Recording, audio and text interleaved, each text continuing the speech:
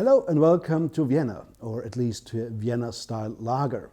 The Vienna lager, Wiener lager, was invented in 1841, and it was a guy named Anton Dreher. He owned a small brewery just outside Vienna in Schwechater. It's now the Schwechater brewery, which is just on the borders of Vienna. And this brewery, at the time, 1930s, when he inherited it, it was a small brewery, but he wanted to learn more about brewing beer, so he went to England. And in England, he learned about the new method of malting, how to produce pale ale malt.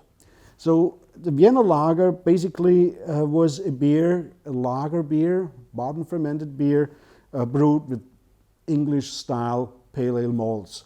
So when we talk about Vienna malts, these are very close to English pale ale malts.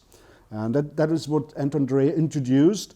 And at first, people in Vienna, they just didn't like it because they said, "Oh, it's English malt." And Anton, when traveling to England, he became an English maltster, and then they saw the beer. And they saw the color of the beer, which was much, much lighter than the beers that you used to get at the time, which was the same in England, because pale ale malts were only introduced in the 19th century. Before that, you had very dark beers, the same here in this country. So people saw that this pale beer, these copper-colored beers, were different from what they used to drink.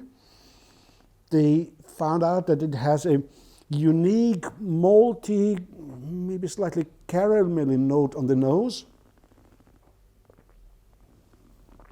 It's full-bodied, without being overly sweet, because it's well balanced. It has a nice hop finish to it.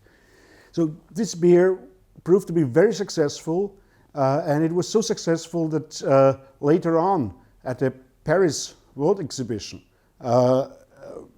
they shipped, I think, at least 2 cars of Vienna lager each day from Schwechater to Paris. And people in London learned about the beer in Paris.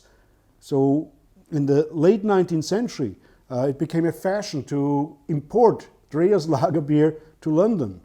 And there was a popular place on the Strand that only served Dreher lager beer, which was much more expensive than pale ales.